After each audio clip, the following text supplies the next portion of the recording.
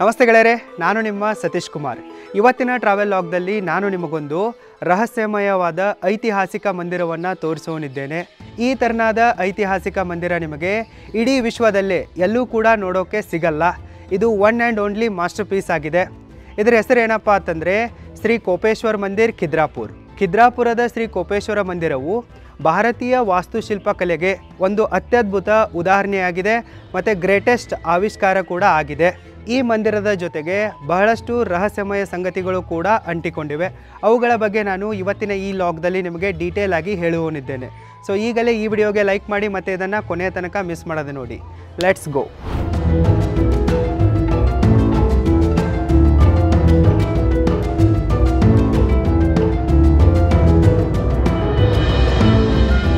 ಶ್ರೀ ಖಿದ್ರಾಪುರ ದೇವಸ್ಥಾನವು ಮಹಾರಾಷ್ಟ್ರ ರಾಜ್ಯದ ಕೊಲ್ಲಾಪುರ ಜಿಲ್ಲೆಯ ಶಿರೋಳ್ ತಾಲೂಕಿನ ಖಿದ್ರಾಪುರ ಗ್ರಾಮದಲ್ಲಿದೆ. ಕೊಲ್ಲಾಪುರ ಸಿಟಿಯಿಂದ ಈ ಮಂದಿರ 60 ಕಿಲೋಮೀಟರ್ ದೂರದಲ್ಲಿದ್ದರೆ ಸಾಂಗ್ಲಿ ಸಿಟಿಯಿಂದ ಕೇವಲ 36 ಕಿಲೋಮೀಟರ್ ದೂರದಲ್ಲಿದೆ. ಮತ್ತು ಬೆಳಗಾವಿ ಜಿಲ್ಲೆಯ ಅಥಣಿಯಿಂದ ಕೇವಲ 50 ಕಿಲೋಮೀಟರ್ ಅಂತರದಲ್ಲಿದೆ. ಈ ಖಿದ್ರಾಪುರದ ಕೋಪೇಶ್ವರ ಮಂದಿರವು ಕರ್ನಾಟಕ ಹಾಗೂ ಮಹಾರಾಷ್ಟ್ರದ ಎಕ್ಸಾಕ್ಟ್ ಬಾರ್ಡರ್ನಲ್ಲಿ ಕೃಷ್ಣಾ ನದಿ ತೀರದಲ್ಲಿದೆ. ಕೃಷ್ಣಾ ನದಿಯ ಒಂದು ಕಡೆಗೆ ಕರ್ನಾಟಕ ರಾಜ್ಯವಿದ್ದರೆ ಇನ್ನೊಂದು ಕಡೆಗೆ ಮಹಾರಾಷ್ಟ್ರ ರಾಜ್ಯವಿದೆ. ಖಿದ್ರಾಪುರ ಗ್ರಾಮದ ಸಮೀಪದಲ್ಲಿ ಕೃಷ್ಣಾ ನದಿಯು ಅರ್ಧ ಚಂದ್ರಾಕಾರ ರೂಪದಲ್ಲಿ ಹರಿದು ಹೋಗುತ್ತದೆ. ಕೃಷ್ಣಾ ನದಿಯ ದಂಡೆಯ ಮೇಲೆ ಹಬ್ಬಿರುವ ವಿಶಾಲವಾದ ಕಬ್ಬಿನ ಗದ್ದೆಗಳ ಮೂಲಕ ಬರುವ ಸಣ್ಣ ಸಣ್ಣ ಸುಂದರ ರಸ್ತೆಗಳು ನಿಮ್ಮನ್ನು ಕೋಪೇಶ್ವರ ಮಂದಿರದ ತನಕ ತಲುಪಿಸುತ್ತವೆ. ಇಲ್ಲಿರುವ ಸುಂದರ ರಸ್ತೆಗಳನ್ನು ಮತ್ತು ದೊಡ್ಡ ದೊಡ್ಡ ತೆಂಗಿನ ಗಿಡಗಳನ್ನು ನೋಡಿ ನಿಮಗೆ ಕೊಂಕಣ ತೀರದ ಫೀಲ್ ಆಗುತ್ತೆ. ಮತ್ತು ಇಲ್ಲಿಗೆ ಬರೋ ತನಕ ನಿಮಗೆ ವಿಲೇಜ್ ಲೈಫ್ನ ದರ್ಶನ ಕೂಡ ಆಗತ್ತೆ.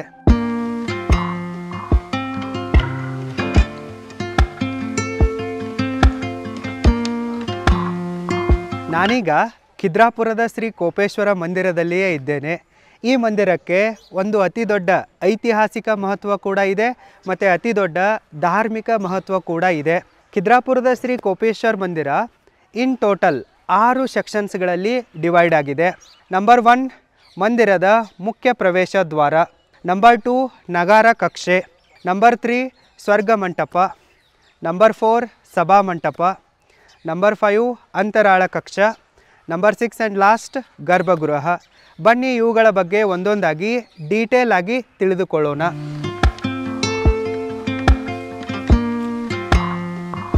ನಾನೀಗ ಖಿದ್ರಾಪುರದ ಶ್ರೀ ಕೋಪೇಶ್ವರ ದೇವಸ್ಥಾನದ ಮುಖ್ಯ ಪ್ರವೇಶ ದ್ವಾರದ ಎದುರುಗಡೆನೇ ಇದ್ದೇನೆ. ಹೊರಗಿನಿಂದ ನೋಡಿದರೆ ಇದರ ಒಳಗಡೆ ಒಂದು ಸುಂದರವಾದ ದೇವಸ್ಥಾನ ಅಡಗಿದೆ ಅನ್ನೋದು ಗೊತ್ತಾಗೋದೇ ಇಲ್ಲ. ಶತ್ರುಗಳ ಆಕ್ರಮಣದಿಂದ ಇದನ್ನು ಸೇಫ್ ಮಾಡುವುದಕ್ಕಾಗಿ ಈ ರೀತಿ ಸಿಂಪಲ್ ಆಗಿ ಕನ್ಸ್ಟ್ರಕ್ಟ್ ಮಾಡಿದ್ದಾರೆ. ಈ ಕೋಪೇಶ್ವರ ಮಂದಿರವು ಆರ್ಕಿಯಾಲಜಿಕಲ್ ಸರ್ವೆ ಆಫ್ ಇಂಡಿಯಾದ ಅಂಡರ್ನಲ್ಲಿ ಬರುತ್ತೆ. Thank you ASI for protecting our great monuments. ASIಗಾಗಿ ಒಂದು ಲೈಕನ್ನು ಕೊಡಿ.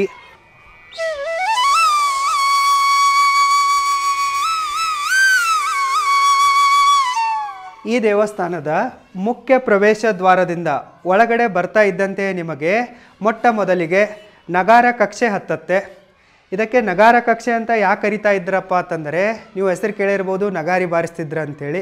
ಸೊ ಅದನ್ನು ಇಲ್ಲಿ ಇಡ್ತಾ ಇದ್ದರು ಮೊದಲಿನ ಕಾಲದಲ್ಲಿ. ಮತ್ತು ಈ ರೂಮಲ್ಲಿ ಸಂಗೀತ ವಾದ್ಯಗಳನ್ನು ಕೂಡ ಸ್ಟೋರ್ ಮಾಡಿ ಇಡ್ತಾಯಿದ್ರು. ಅದಕ್ಕಾಗಿ ಇದಕ್ಕೆ ನಗಾರ ಕಕ್ಷೆ ಅಂತ ಕರೀತಾರೆ.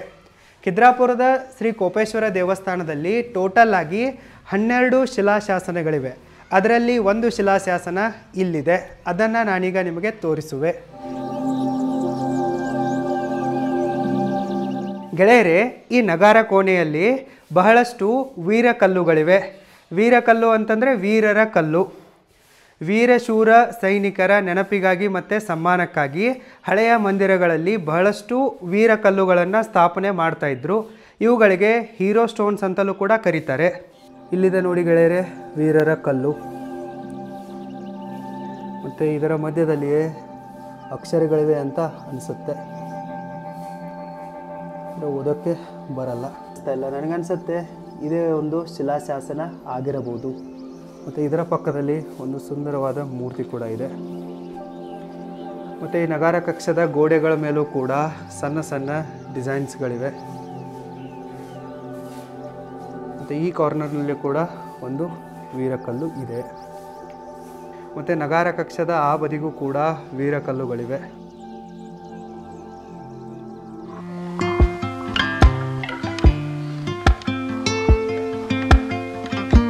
ನಗಾರ ಕೋಣೆಯಿಂದ ನೀವು ಹಾಗೆ ಮುಂದುಗಡೆ ಸ್ವಲ್ಪ ನಡೆದುಕೊಂಡು ಬಂದ ನಂತರ ನಿಮಗೆ ಖಿದ್ರಾಪುರದ ಕೋಪೇಶ್ವರ ಮಂದಿರದ ಒಂದು ಬ್ಯೂಟಿಫುಲ್ ವ್ಯೂ ನೋಡೋಕ್ಕೆ ಸಿಗತ್ತೆ. ಸೊ ಫ್ರಂಟ್ನಿಂದ ಈ ಮಂದಿರದ ಬ್ಯೂಟಿ ಈ ಥರ ಇದೆ, ನೀವು ನೋಡ್ಬೋದು. ಈ ಮಂದಿರಕ್ಕೆ ಮಹಾರಾಷ್ಟ್ರದ ಖಜುರಾಹೋ ಅಂತಲೂ ಕೂಡ ಕರೀತಾರೆ. ಈ ದೇವಸ್ಥಾನದಲ್ಲಿ ಮೊಟ್ಟ ಮೊದಲಿಗೆ ನಿಮಗೆ ಸ್ವರ್ಗ ಮಂಟಪ ನೋಡೋಕ್ಕೆ ಸಿಗತ್ತೆ. ಈ ಸ್ವರ್ಗ ಮಂಟಪ ಕೋಪೇಶ್ವರ ಮಂದಿರದ ಒಂದು most important and most attractive part ಆಗಿದೆ. ಸೊ ಈ ಸ್ವರ್ಗ ಮಂಟಪಕ್ಕೆ ಪ್ರವೇಶ ಮಾಡೋಕ್ಕೆ ಟೋಟಲ್ ಆಗಿ 4 ದ್ವಾರಗಳಿವೆ. ನಾನೀಗ ಮೊದಲ ದ್ವಾರದಿಂದ, ಮುಖ್ಯ ದ್ವಾರದಿಂದ, ಪೂರ್ವ ದ್ವಾರದಿಂದ ಒಳಗಡೆ ಪ್ರವೇಶ ಮಾಡ್ತಾ ಇರುವೆ. ಸೊ ಇದೇ ಸ್ವರ್ಗ ಮಂಟಪವಾಗಿದೆ. ಇದರ ಬಗ್ಗೆ ಇನ್ನಷ್ಟು ಡೀಟೇಲ್ಸನ್ನು ನಾನು ಮುಂದೆ ಕೊಡುವೆ. ಸೊ ಪೂರ್ವ ದ್ವಾರದಿಂದ ಒಳಗಡೆ ಬಂದ ನಂತರ ನಿಮಗೆ ಎಕ್ಸಾಕ್ಟ್ ಅಪೋಸಿಟ್ ಡೈರೆಕ್ಷನ್ನಲ್ಲಿ ಪಶ್ಚಿಮ ದ್ವಾರ ನೋಡೋಕ್ಕೆ ಸಿಗತ್ತೆ. ಒಳಗಡೆ ಸಭಾ ಮಂಟಪದಿಂದ ನೀವು ಪಶ್ಚಿಮ ದ್ವಾರದಿಂದಲೂ ಕೂಡ ಸ್ವರ್ಗ ಮಂಟಪಕ್ಕೆ ಪ್ರವೇಶ ಮಾಡಬಹುದು. ಇನ್ನು ಇತ್ತ ಕಡೆಗೆ ಉತ್ತರ ದ್ವಾರ ಇದೆ. ನಾನೀಗ ಉತ್ತರ ದ್ವಾರದಿಂದ ಹೊರಗಡೆ ಬರ್ತಾ ಇರುವೆ. ಈ ದ್ವಾರದಿಂದಲೂ ಕೂಡ ನೀವು ಸ್ವರ್ಗ ಮಂಟಪಕ್ಕೆ ಪ್ರವೇಶ ಮಾಡಬಹುದು. ಸೊ ಉತ್ತರ ದ್ವಾರದಿಂದ ಕೋಪೇಶ್ವರ ಮಂದಿರದ ವ್ಯೂ ಈ ಥರ ಕಾಣಿಸುತ್ತೆ, ನೀವು ನೋಡ್ಬೋದು.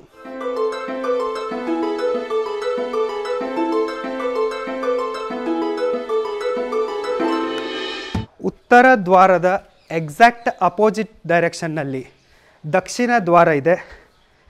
ನಾನೀಗ ದಕ್ಷಿಣ ದ್ವಾರದಿಂದ ಹೊರಗಡೆ ಹೋಗ್ತಾ ಇದ್ದೀನಿ. ಸೊ ಇಲ್ಲಿಂದಲೂ ಕೂಡ ನೀವು ಸ್ವರ್ಗ ಮಂಟಪದ ಒಳಗಡೆ ಪ್ರವೇಶ ಮಾಡಬಹುದು. ದಕ್ಷಿಣ ದ್ವಾರದಿಂದ ಕೋಪೇಶ್ವರ ಮಂದಿರದ ವ್ಯೂ ಈ ಥರ ಕಾಣಿಸುತ್ತೆ, ನೀವು ನೋಡಿ.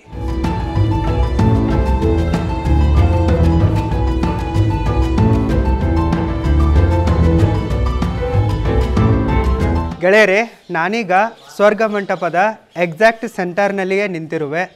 ಈ ಭವ್ಯವಾದ ಸ್ವರ್ಗ ಮಂಟಪ ಇದೆಯಲ್ಲ, ಇದು ಭಾರತೀಯ ವಾಸ್ತುಶಿಲ್ಪಕಲೆಯ ಒಂದು ಗ್ರೇಟೆಸ್ಟ್ ಆವಿಷ್ಕಾರ ಅಂತಲೇ ಹೇಳ್ಬೋದು.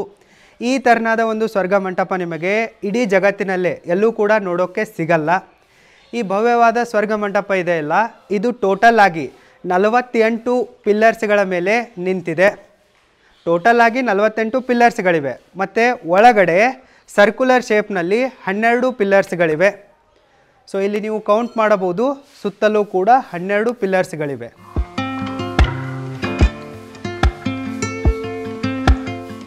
ಗೈಸ್, ನೀವಿಲ್ಲಿ ಸ್ವಲ್ಪ ಮೇಲ್ಗಡೆ ನೋಡಿದರೆ ನಿಮಗೆ ಗೊತ್ತಾಗತ್ತೆ. ಈ ಸ್ವರ್ಗ ಮಂಟಪ ಇದೆಯಲ್ಲ, ಇದರ ಅಪ್ಪರ್ ಟಾಪು ಕಂಪ್ಲೀಟ್ ಆಗಿ ಆಕಾಶದೆಡೆಗೆ ಓಪನ್ ಅಪ್ ಆಗಿದೆ. ಇದು ಕಂಪ್ಲೀಟ್ಲಿ ತೆರೆದುಕೊಂಡಿದೆ. ಇದರ ಮೇಲೆ ಯಾವುದೇ ಥರನಾದ ಗೋಪುರ ಇಲ್ಲ ಮತ್ತು ಮುಚ್ಚಳವು ಕೂಡ ಇಲ್ಲ. ಸೊ ಇದು ಕಂಪ್ಲೀಟ್ಲಿ ಓಪನ್ ಆಗಿರೋದರಿಂದ ಇದು ಚಂದ್ರನಂತೆ ಕಾಣಿಸುತ್ತೆ, ಬಹಳಷ್ಟು ಸುಂದರವಾಗಿ ಕಾಣಿಸುತ್ತೆ. ಇದಕ್ಕೆ ನೀವು ಗವಾಕ್ಷ ಅಂತಲೂ ಕೂಡ ಕರಿಬಹುದು, ಮತ್ತು ಗವಾಕ್ಷಕ್ಕೆ ಚಂದ್ರಶಾಲೆ ಅಂತ ಕೂಡ ಕರೀತಾರೆ. ಈ ಚಂದ್ರಶಾಲೆ ಅಥವಾ ಗವಾಕ್ಷ ಇದೆಯಲ್ಲ, ಇದರ ವ್ಯಾಸ 13 ಫೀಟ್ ಇದೆ. ಮತ್ತು ಇದರ ಎಕ್ಸಾಕ್ಟ್ ಕೆಳಗಡೆ ಒಂದು ಅದೇ ಸೈಜಿನ ರಂಗಶಿಲೆ ಇದೆ. ನಾನೀಗ ರಂಗಶಿಲೆಯ ಮೇಲೆ ನಿಂತ್ಕೊಂಡೇ ಮಾತಾಡ್ತಾ ಇರುವೆ. ಗವಾಕ್ಷದ ಸೈಜು ಮತ್ತು ರಂಗಶಿಲೆಯ ಸೈಜು ಸೇಮ್ ಟು ಸೇಮ್ ಇದೆ. ಕಾರ್ತಿಕ್ ಹುಣ್ಣಿಮೆಯ ದಿನ ಚಂದ್ರ ಈ ಸ್ವರ್ಗ ಮಂಟಪದ ಎಕ್ಸಾಕ್ಟ್ ಸೆಂಟರ್ನಲ್ಲಿ ಕಾಣಿಸ್ತಾನೆ. ಸೊ ಇದನ್ನು ನೋಡೋಕ್ಕೆ ಅವತ್ತಿನ ದಿನ ಸಾವಿರಾರು ಜನ ಈ ಕೋಪೇಶ್ವರ ಮಂದಿರಕ್ಕೆ ಬರ್ತಾರೆ. ಮತ್ತು ಇಲ್ಲಿ ಇನ್ನೊಂದು ರಹಸ್ಯವಿದೆ. ಯುಗಾದಿಯ ದಿನ ಮುಖ್ಯ ಪ್ರವೇಶ ದ್ವಾರದಿಂದ ಹಿಡಿದು ಈ ಸ್ವರ್ಗ ಮಂಟಪದ ಮೂಲಕ ಪಾಸಾಗಿ ಸೂರ್ಯನ ಕಿರಣಗಳು ನೇರವಾಗಿ ಗರ್ಭಗೃಹದಲ್ಲಿರುವ ಕೋಪೇಶ್ವರ ಶಿವಲಿಂಗದ ಮೇಲೆ ಬೀಳ್ತವೆ. ಈ 2 ಅದ್ಭುತ ರಹಸ್ಯಗಳು ಈ ಕೋಪೇಶ್ವರ ಮಂದಿರದ ಜೊತೆಗೆ ಅಂಟಿಕೊಂಡಿವೆ. ಸ್ವರ್ಗ ಮಂಟಪದ ಪ್ರವೇಶ ದ್ವಾರಗಳ ಮೇಲೆ ಮತ್ತು ಕಂಬಗಳ ಮೇಲೆ ಸುಂದರವಾದ ಶಿಲ್ಪಕಲೆಯನ್ನು, ಕೆತ್ತನೆಯನ್ನು ಕೂಡ ನೀವು ಗಮನಿಸಬಹುದು. ಬಹಳಷ್ಟು ಥರದ ಸುಂದರವಾದ ಕೆತ್ತನೆಗಳು ಈ ಸ್ವರ್ಗ ಮಂಟಪದ ಕಂಬಗಳ ಮೇಲೆ ಇವೆ. ಮತ್ತು ಈ ಸ್ವರ್ಗ ಮಂಟಪದ ಇನ್ಸೈಡ್ನಲ್ಲಿರುವ 12 ಸರ್ಕ್ಯುಲರ್ ಕಂಬಗಳ ಮೇಲೆ ಅಷ್ಟ ದಿಕ್ಪಾಲಕರ ಮತ್ತು ಕೆಲವೊಂದಿಷ್ಟು ದೇವತೆಗಳ ಮೂರ್ತಿಗಳಿವೆ. ಅಷ್ಟ ದಿಕ್ಪಾಲಕರು ಕೂಡ ದೇವತೆಗಳೇ ಆಗಿದ್ದಾರೆ. ಅವರು 8 ದಿಕ್ಕುಗಳ ಸಂರಕ್ಷಣೆಯನ್ನು ಮಾಡ್ತಾರೆ. ಹೀಗಾಗಿ ಅವರಿಗೆ ಅಷ್ಟ ದಿಕ್ಪಾಲಕರು ಅಂತ ಕರೀತಾರೆ. ನೀವಿಲ್ಲಿ ದಕ್ಷಿಣದಲ್ಲಿ ಕೋಣದ ಮೇಲೆ ಕುಳಿತಿರುವ ಯಮರಾಜನನ್ನು, ಉತ್ತರದಲ್ಲಿ ಕುದುರೆಯ ಮೇಲೆ ಕುಳಿತಿರುವ ಕುಬೇರನನ್ನು, ಪಶ್ಚಿಮದಲ್ಲಿ ಮಕರದ ಮೇಲೆ ಕುಳಿತಿರುವ ವರುಣನನ್ನು, ಪೂರ್ವದಲ್ಲಿ ಐರಾವತದ ಮೇಲೆ ಕುಳಿತಿದ್ದ ಇಂದ್ರನಿದ್ದ. ಆದರೆ ಈಗ ಅವನ ಮೂರ್ತಿ ನಾಶವಾಗಿದೆ. ಜೊತೆಗೆ ಉಳಿದ 2 ಮೂರ್ತಿಗಳು ಕೂಡ ನಾಶವಾಗಿವೆ.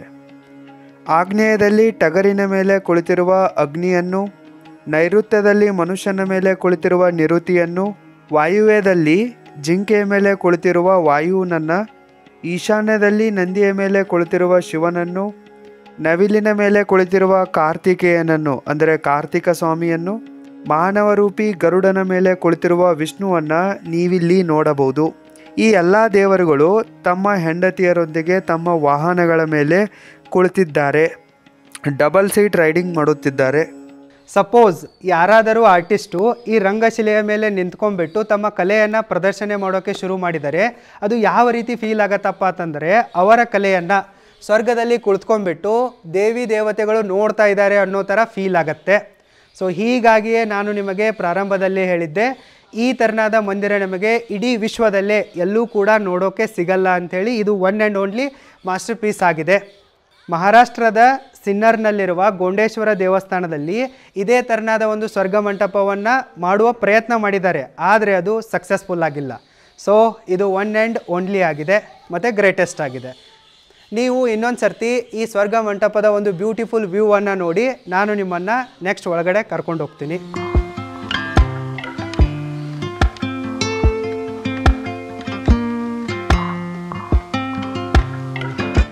यदि आप स्मार्टफ़ोन वीडियो एडिटिंग को सीखना चाहते हैं तो, स्मार्टफ़ोन फ़िल्म मेकिंग को सीखना चाहते हैं तो, लॉगिंग करना सीखना चाहते हैं तो, फ़ोटोग्राफी को सीखना चाहते हैं तो आप www.roaringfilmschool.com को विज़िट कीजिए और सीखिए. Use RI10 discount coupon. ನೀವು ಸ್ವರ್ಗ ಮಂಟಪದಿಂದ ಸ್ವಲ್ಪ ಹಾಗೆ ಮುಂದ್ಗಡೆ ನಡ್ಕೊಂಡ್ಬಂದುಬಿಟ್ರೆ ನಿಮಗೆ ಸಭಾ ಮಂಟಪದ ಮುಖ್ಯ ಪ್ರವೇಶ ದ್ವಾರ ಸಿಗತ್ತೆ. ಈ ಮುಖ್ಯ ಪ್ರವೇಶ ದ್ವಾರದ ಮೇಲೆ ನೀವು ನೋಡಬಹುದು, ಎರಡೂ ಸೈಡ್ನಲ್ಲಿ 5 ಗದೆಗಳನ್ನು ಹೊಂದಿರುವ ದ್ವಾರಪಾಲಕರಿದ್ದಾರೆ. ನೀವು ಅವರನ್ನು ಸ್ವಲ್ಪ ಕ್ಲೋಸಪ್ನಲ್ಲಿ ಗಮನಿಸಿ, ನಿಮಗೆ ಗೊತ್ತಾಗುತ್ತೆ. ಅವರ ಕೈಯಲ್ಲಿರುವ ಗದೆಗಳು ಸ್ವಲ್ಪ ಡೆಸ್ಟ್ರಾಯ್ ಆಗಿವೆ. ಮತ್ತು ಈ ದ್ವಾರದ ಮೇಲೆ ಬ್ಯೂಟಿಫುಲ್ ಆಗಿರುವ ಕೆತ್ತನೆಗಳು ಕೂಡ ಇವೆ, ನೀವು ಗಮನಿಸಬಹುದು.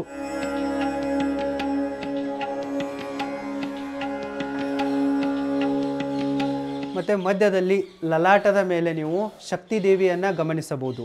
ಲಲಾಟ ಅಂತಂದರೆ ಫೋರ್ ಹೆಡ್, ಹಣೆ ಅಂದಂಗೆ. ಈ ಬಾಗಿಲಿನ ಹಣೆಯ ಮೇಲೆಯೇ ಶಕ್ತಿ ದೇವಿಯ ಒಂದು ಮೂರ್ತಿ ಇದೆ, ಅದನ್ನು ಕೂಡ ಗಮನಿಸಿ.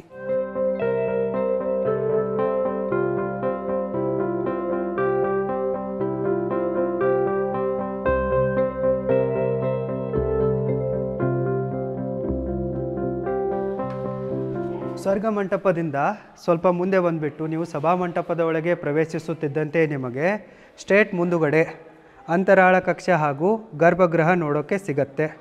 ನೀವಲ್ಲಿ ನೋಡ್ಬೋದು. ಸಭಾಮಂಟಪದೊಳಗೆ ಪ್ರವೇಶಿಸಲು ಟೋಟಲ್ ಆಗಿ 3 ದ್ವಾರಗಳಿವೆ. ಒಂದು ಸ್ವರ್ಗ ಮಂಟಪದಿಂದ ಬರುವ ಪೂರ್ವ ದ್ವಾರ, ನಾನು ಈ ದ್ವಾರದಿಂದಲೇ ಈಗ ಒಳಗಡೆ ಪ್ರವೇಶ ಮಾಡಿರುವೆ. ಎರಡನೆಯದ್ದು ದಕ್ಷಿಣ ದ್ವಾರ, ಮೂರನೆಯದ್ದು ಉತ್ತರ ದ್ವಾರ.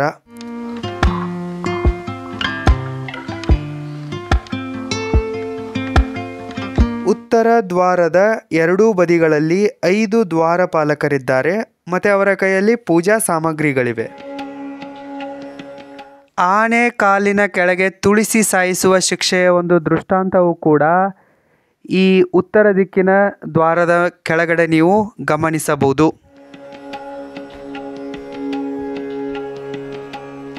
ಶ್ರೀ ಕೋಪೇಶ್ವರ ಮಂದಿರದ ಸಭಾಮಂಟಪದಲ್ಲೂ ಕೂಡ ಒಂದು ರಂಗಶಿಲೆ ಇದೆ, ನೀವಿಲ್ಲಿ ನೋಡ್ಬೋದು.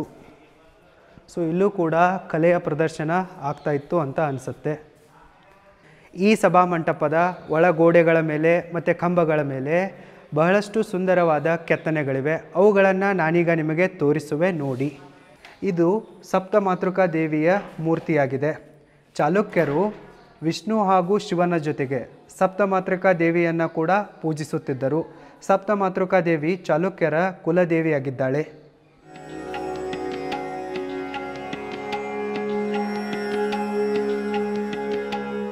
ಸಭಾಮಂಟಪದ ಕಂಬಗಳ ಮೇಲೆ ಬಹಳಷ್ಟು ಕೀರ್ತಿ ಮುಖಗಳ ಕೆತ್ತನೆಗಳ ಕೂಡ ಮಾಡಿದ್ದಾರೆ. ಸಭಾಮಂಟಪದಲ್ಲಿ ಇಂತಹ 16 ಕೀರ್ತಿ ಮುಖಗಳಿವೆ. ಈ ಕೀರ್ತಿ ಮುಖವನ್ನು ನೋಡಿ, ಅದಕ್ಕೆ 2 ಸುರುಳಿಗಳಿವೆ. ಒಂದು ಸುರುಳಿಯಲ್ಲಿ ಲಕ್ಷ್ಮೀ ದೇವಿಯು, ವಿಷ್ಣುವಿನ ಮಡಿಲಲ್ಲಿ ಕುಳಿತಿದ್ದಾಳೆ. ಮತ್ತು ಇನ್ನೊಂದು ಸುರುಳಿಯಲ್ಲಿ ಮಾನವ ರೂಪದಲ್ಲಿ ಗರುಡನಿದ್ದಾನೆ. ಗರುಡ ವಿಷ್ಣುವಿನ ವಾಹನ.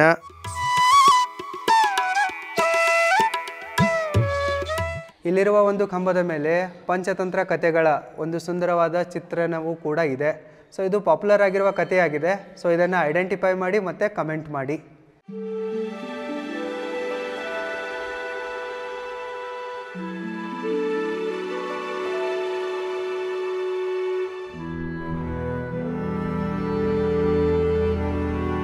ಈ ಕಂಬದ ಮೇಲೆ ನೀವು ರಾಮಾಯಣದ ಕೆಲವೊಂದಿಷ್ಟು ಸನ್ನಿವೇಶಗಳನ್ನು ಕೂಡ ನೋಡಬಹುದು. ಶ್ರೀರಾಮ ಲಕ್ಷ್ಮಣ ಮತ್ತು ಹನುಮಾನರ ಮೊದಲ ಭೇಟಿಯ ಚಿತ್ರಣ ಇಲ್ಲಿದೆ. ಮತ್ತು ಈ ಕಂಬದ ಈ ಬದಿಗೆ ಬಜರಂಗಬಲಿ ಹನುಮಾನನನ್ನು ಕೂಡ ನೀವು ನೋಡಬಹುದು. ಸಭಾಮಂಟಪದ ಕಂಬಗಳ ಮೇಲೆ ನೀವು 3D ಡಿಸೈನ್ಗಳನ್ನು ಸಹ ನೋಡಬಹುದು. What a great art work.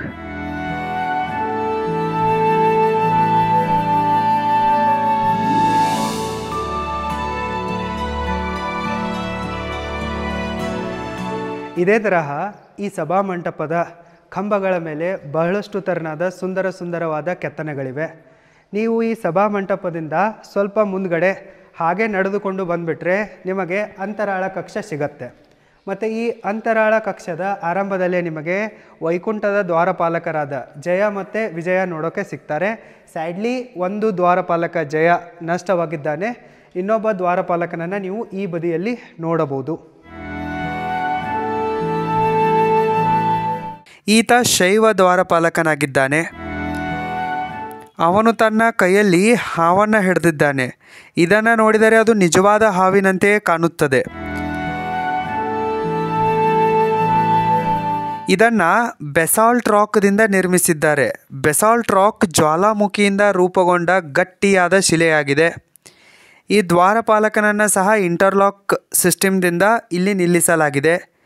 ಇಲ್ಲಿರುವ ಇಂತಹ ಫೀಮೇಲ್ ಪಾರ್ಟ್ನಲ್ಲಿ ಇಂತಹ ಮೇಲ್ ಪಾರ್ಟ್ಗಳನ್ನು ಸೇರಿಸಿ ಲಾಕ್ ಮಾಡಲಾಗಿದೆ.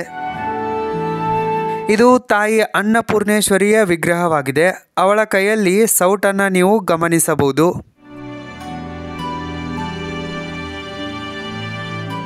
ಇಲ್ಲಿಂದ ನೀವು ಮುಂದೆ ಬಂದುಬಿಟ್ರೆ ನಿಮಗೆ ಅಂತರಾಳ ಕಕ್ಷ ಸಿಗತ್ತೆ. ಸೊ ಈ ಅಂತರಾಳ ಕಕ್ಷ ಅಂದರೆ ಏನಪ್ಪ ಅಂತಂದರೆ ಸಭಾಮಂಟಪ ಮತ್ತು ಈ ಗರ್ಭಗೃಹದ ಮಧ್ಯದಲ್ಲಿರುವ ಏರಿಯಾಕ್ಕೇನೆ ನಾವು ಅಂತರಾಳ ಕಕ್ಷ ಅಂತೀವಿ, ಮಿಡಲ್ ರೂಮ್ ಅಂತ ಕರಿತೀವಿ. ಮತ್ತು ಈ ಅಂತರಾಳ ಕಕ್ಷದಲ್ಲೂ ಕೂಡ ಒಂದು ಶಿಲಾಲೇಖವಿದೆ. ನೀವು ಇದನ್ನು ಇಲ್ಲಿ ಗಮನಿಸಬಹುದು. ನೇಲ್ ಪಾಲಿಶ್ ಹಚ್ಚೋದು, ಉಗುರುಗಳನ್ನು ಉದ್ದವಾಗಿ ಬಿಡೋದು, ಹೆಬ್ಬೆರಳಲ್ಲಿ ಉಂಗುರುಗಳನ್ನು ಧರಿಸೋದು, ತಲೆ ಕೂದಲನ್ನು ಅಲಂಕರಿಸುವುದು, ನೆಕ್ಲೆಸ್ ಧರಿಸುವುದು, ಶಾರ್ಟ್ ಧರಿಸುವುದು, ಈ ಎಲ್ಲ ಫ್ಯಾಷನ್ ಶೈಲಿಗಳನ್ನು 7ನೇ ಶತಮಾನದ ಹುಡುಗಿಯರು ಸಹ ಮಾಡುತ್ತಿದ್ದರು ಎಂಬುದನ್ನು ಇಲ್ಲಿರುವ ಶಿಲ್ಪಗಳನ್ನು ನೋಡಿ ನಾವು ತಿಳಿದುಕೊಳ್ಳಬಹುದು. ಬರೀ ಹಿಸ್ಟ್ರಿ ಅಷ್ಟೇ ರಿಪೀಟ್ ಆಗಲ್ಲ, ಫ್ಯಾಷನ್ ಕೂಡ ರಿಪೀಟ್ ಆಗತ್ತೆ. ಇದು ಕೋಪೇಶ್ವರ ಮಂದಿರದ ಗರ್ಭಗೃಹವಾಗಿದೆ. ಮತ್ತು ಇದರ ಮುಖ್ಯ ದ್ವಾರದ ಮೇಲೂ ಕೂಡ ಸುಂದರವಾದ ಕೆತ್ತನೆಗಳಿವೆ. ಇಲ್ಲಿ ನೀವು ಹೊರಸಲಿನ ಕೆಳಗಡೆ ನೋಡ್ಬೋದು. ಸೊ ಇದು ಎಷ್ಟೊಂದು ಬ್ಯೂಟಿಫುಲ್ ಆಗಿರುವ ಕೆತ್ತನೆ ಇದೆ ಅಂಥೇಳಿ ನೀವು ಇಲ್ಲಿ ಗಮನಿಸಿ. ಮತ್ತು ಇದು ನಿಮಗೆ ಕಾಣಿಸ್ತಾ ಇದೆಯಲ್ಲ, ಇದಕ್ಕೆ ವ್ಯಾಲ್ ಅಂತಾರೆ. ಕನ್ನಡದಲ್ಲಿ ಏನಂತಾರೆ ನಂಗೆ ಗೊತ್ತಿಲ್ಲ ಎಕ್ಸಾಕ್ಟಾಗಿ. ಇದರ ಮುಖ ಒಂದು ಪ್ರಾಣಿಯದ್ದಿದ್ದರೆ ಶರೀರ ಇನ್ನೊಂದು ಪ್ರಾಣಿಯದ್ದಿರುತ್ತೆ. ಸೊ ಈ ಥರನಾದ ಸುಂದರವಾದ ಕೆತ್ತನೆ ಇಲ್ಲಿದೆ ಹೊರಸಲ ಮೇಲೇ. ಇಲ್ಲಿ ಮೊಸಳೆಯ ತಲೆಗೆ ನವಿಲಿನ ದೇಹವನ್ನು ಜೋಡಿಸಲಾಗಿದೆ. ಬದಿಯಲ್ಲಿ ಒಂದು ಕಮಲದಿಂದ ಶಂಖಗಳು ಕೂಡ ಉತ್ಪತ್ತಿಯಾಗಿವೆ, ಅವುಗಳನ್ನು ಕೂಡ ಇಲ್ಲಿ ಜೋಡಿಸಲಾಗಿದೆ. ಇದು ಕಲಾವಿದನ ಅದ್ಭುತ ಕಲ್ಪನೆಗೆ ಒಂದು ಉದಾಹರಣೆಯಾಗಿದೆ. ಮತ್ತು ಈ ಚೌಕಟ್ಟಿದೆಯಲ್ಲ, ಈ ಚೌಕಟ್ಟಿನ ಮೇಲೆ ನೋಡಿ ಬಹಳಷ್ಟು ಕೆತ್ತನೆಗಳಿವೆ. ಮತ್ತು ಈ ಕೆತ್ತನೆಗಳಲ್ಲೂ ಕೂಡ ಕಥೆಗಳಿವೆ. ಮತ್ತು ಮಧ್ಯದಲ್ಲಿ ನೋಡಿ ಲಲಾಟದ ಮೇಲೆ ಗಜಲಕ್ಷ್ಮಿಯನ್ನು ನೀವು ಕಾಣ್ಬೋದು. ಮತ್ತು ಈ ಒಂದು ಚೌಕಟ್ಟಿನ ಸ್ಮೂತ್ನೆಸ್ಸನ್ನು ನೋಡಿ, ಕುಸುರಿ ಕಲೆ ಎಷ್ಟೊಂದು ಚೆನ್ನಾಗಿದೆ ಅಂಥೇಳಿ. ಸೋಪ್ನ ಥರ ಇದೆ. ನೀವು ಕಟ್ಟಿಗೆಯಲ್ಲಿ ಮಾಡೋಕ್ಕೋದ್ರೂ ಕೂಡ ಇಷ್ಟೊಂದು ಸ್ಮೂತಾಗಿ ಅದು ಬರಲ್ಲ. ಸೊ ಅಷ್ಟೊಂದು ಸ್ಮೂತಾಗಿದೆ ಇದು.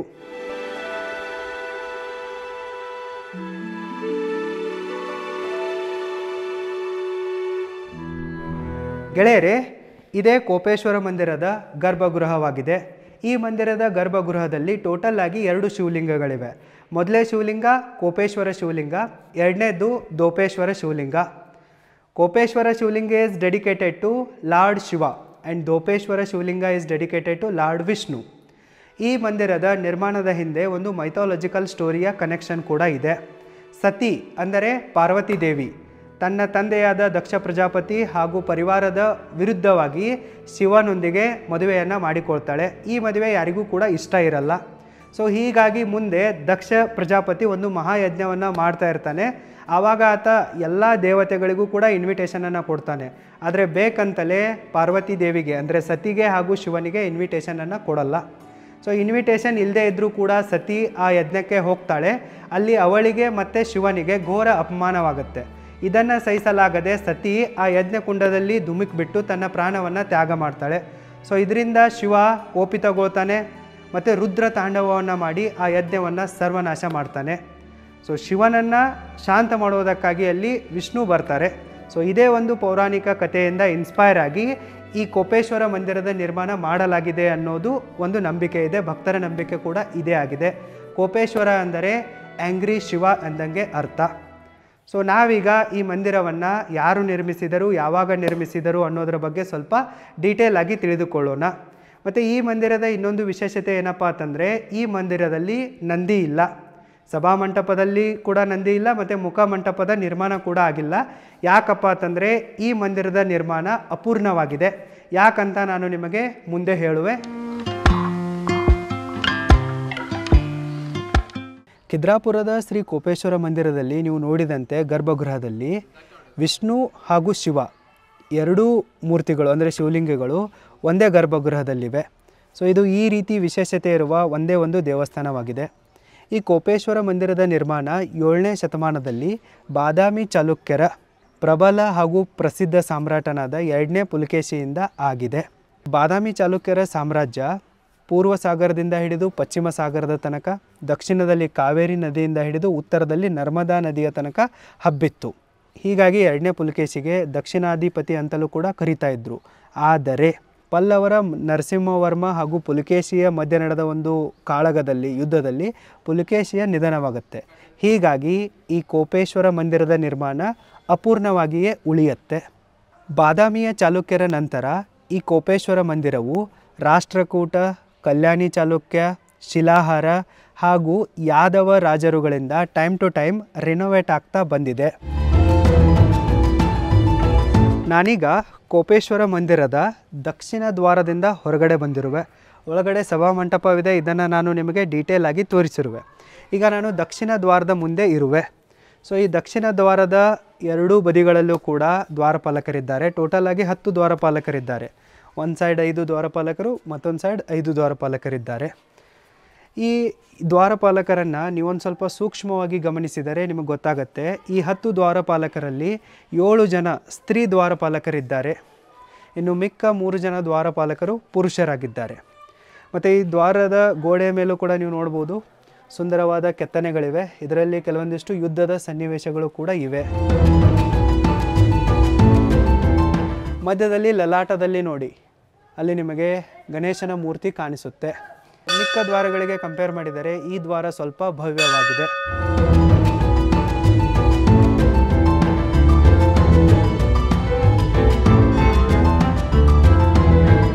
ಬಾದಾಮಿ ಚಾಲುಕ್ಯರ 2ನೇ ಪುಲಕೇಶಿಯ ನಿಧನದ ಕಾರಣದಿಂದಾಗಿ ದಕ್ಷಿಣ ದ್ವಾರದ ಮುಂದೆ ಮತ್ತು ಹಿಂದೆ ಉತ್ತರ ದ್ವಾರದ ಮುಂದೆ ಮುಖಮಂಟಪವನ್ನು ಕಟ್ಟುವ ಕಾರ್ಯ ಅರ್ಧಕ್ಕೇ ಉಳಿದಿದೆ.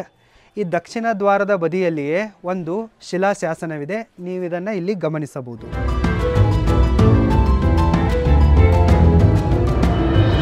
ಈ ಶಿಲಾಶಾಸನ ಇದೆಯಲ್ಲ, ಇದು ಸಂಸ್ಕೃತ ಭಾಷೆಯಲ್ಲಿದೆ ಮತ್ತು ದೇವನಾಗರಿ ಲಿಪಿಯಲ್ಲಿದೆ. ಇದರಲ್ಲಿ ಯಾದವರ ರಾಜನಾದ ಸಿಂಗನ ದೇವನು ಕೋಪೇಶ್ವರ ಮಂದಿರದ ಜೀರ್ಣೋದ್ಧಾರಕ್ಕಾಗಿ ಕೊಟ್ಟ ದಾನದ ಬಗ್ಗೆ ಉಲ್ಲೇಖವಿದೆ. ನಾನು ನಿಮಗೆ ಟೋಟಲ್ ಆಗಿ ಈ ಮಂದಿರದಲ್ಲಿ 12 ಶಿಲಾಲೇಖಗಳಿವೆ ಅಂತ ಹೇಳಿದ್ದೆ, ಅಂದರೆ ಶಾಸನಗಳಿವೆ ಅಂತ ಹೇಳಿದ್ದೆ. ಮೊದಲನೇದಾಗಿ ಒಂದು ನಗಾರ ಕಕ್ಷದಲ್ಲಿತ್ತು, ಅದಾದ ನಂತರ ಒಂದು ಅಂತರಾಳ ಕಕ್ಷದಲ್ಲಿತ್ತು, ಒಂದು ದಕ್ಷಿಣ ದ್ವಾರದಲ್ಲಿದೆ. ಇನ್ನು ಮಿಕ್ಕ 9 ಶಿಲಾಶಾಸನಗಳಿವೆ ಅಲ್ಲ, ಅವು ಈ ಮಂದಿರದ ಹೊರಗೋಡೆಗಳ ಮೇಲಿರುವ ನರಪಟ್ಟಿಯಲ್ಲಿವೆ. ನೀವು ಅದನ್ನು ಆನಂತರ ನೋಡ್ಬೋದು. ಈ ಮಂದಿರದ ಹೊರಗೋಡೆ ಮೇಲೆ ನಿಮಗೆ ಸುಂದರವಾಗಿರುವ ಕಿಟಕಿಗಳು ಕೂಡ ನೋಡೋಕ್ಕೆ ಸಿಗ್ತವೆ. ಸೊ ಇದರಿಂದ ನಮಗೇನು ತಿಳಿದು ಬರತ್ತಪ್ಪ ಅಂತಂದರೆ ಆವಾಗಿನ ಕಾಲದಲ್ಲೂ ಕೂಡ ಜನ ವೆಂಟಿಲೇಷನ್ನ ಧ್ಯಾನವನ್ನು ತೆಗೆದುಕೊಳ್ತಾ ಇದ್ದರು, ಕಾಳಜಿ ಮಾಡ್ತಾಯಿದ್ರು.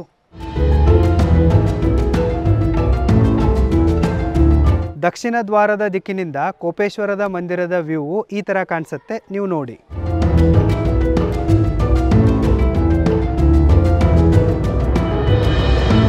ಶ್ರೀ ಕೋಪೇಶ್ವರ ಮಂದಿರದ ಹೊರಗೋಡೆಗಳ ಮೇಲೆ ಸುಂದರವಾದ ವಾಸ್ತುಶಿಲ್ಪಕಲೆಯನ್ನು ನಾವು ಗಮನಿಸಬಹುದು. ಆದರೆ ಇದರಲ್ಲಿ ಕೆಲವೊಂದಿಷ್ಟು ಮೂರ್ತಿಗಳು ಭಗ್ನವಾಗಿವೆ.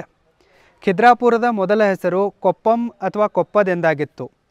ಮುಂದೆ ಈ ಒಂದು ಊರಿದೆಯಲ್ಲ ಖಿದ್ರಾಪುರ, ಇದು ಖೀದರ್ ಖಾನ್ ಅನ್ನುವ ಒಬ್ಬ ಸರ್ದಾರನ ಅಧೀನಕ್ಕೆ ಹೋಗುತ್ತೆ. ಹೀಗಾಗಿ ಇದರ ಹೆಸರು ಖಿದ್ರಾಪುರ ಆಗಿ ಬದಲಾಗತ್ತೆ. ಕಂಟಿನ್ಯೂಸ್ ಆಗಿ ಈ ಮಂದಿರದ ಮೇಲೆ ಬಹಳಷ್ಟು ಬಾರಿ ಆಕ್ರಮಣಗಳಾಗಿವೆ. ಹೀಗಾಗಿ ಈ ಮಂದಿರದ ಕೆಲವೊಂದಿಷ್ಟು ಮೂರ್ತಿಗಳು, ಕೆಲವೊಂದಿಷ್ಟೇನು ಅಧಿಕಾಂಶ ಮೂರ್ತಿಗಳು ಭಗ್ನವಾಗಿವೆ. ನೀವಿಲ್ಲಿ ಭಗ್ನವಾಗಿರುವ ನರ್ತಕಿಯನ್ನು ನೋಡ್ಬೋದು. ಈಕೆ ಎಷ್ಟೊಂದು ಸುಂದರವಾಗಿದ್ದಾಳೆ, ಆದರೆ ಏನು ಮಾಡೋದು, ಇವಳ ಮೇಲೂ ಕೂಡ ಅಟ್ಯಾಕ್ ಮಾಡಿದ್ದಾರೆ. ಮನಸ್ಸಾದರೂ ಹೇಗೆ ಬಂತು ಯಾರಿಗೆ ಗೊತ್ತು, ಕಲ್ಲು ಹೃದಯಗಳಿಗೆ. ಸೊ ಇಲ್ಲಿ ನೀವು ಭಗ್ನವಾಗಿರುವ ಆನೆಗಳನ್ನು ನೋಡ್ಬೋದು. ಇದು ಕೂಡ ಭಗ್ನವಾಗಿದೆ, ಇದು ಕೂಡ ಭಗ್ನವಾಗಿದೆ. ಸೊ ಇದೇ ರೀತಿ ನೀವಿಲ್ಲಿ ಭಗ್ನವಾಗಿರುವ ದ್ವಾರಪಾಲಕನನ್ನು ಕೂಡ ನೋಡ್ಬೋದು. ಸೊ ಈ ದ್ವಾರಪಾಲಕ ನೋಡಿ ಎಷ್ಟೊಂದು ಭವ್ಯವಾಗಿದ್ದ. ಸೊ ಕೊರಳಲ್ಲಿ ಹಾರಗಳು. ಆದರೆ ಏನು ಮಾಡೋದು, ಇವನ ರುಂಡವನ್ನು ಕೂಡ ಹಾರಿಸಿದ್ದಾರೆ ಮತ್ತು ಕಾಲುಗಳನ್ನು ಕೂಡ ಹಾರಿಸಿದ್ದಾರೆ. ಮಧ್ಯದ ಭಾಗ ಇಲ್ಲಿ ಬಿದ್ದಿದ್ರೆ ಇನ್ನೊಂದು ಭಾಗ, ಕಾಲುಗಳ ಭಾಗ ಇಲ್ಲಿ ಬಿದ್ದಿದೆ.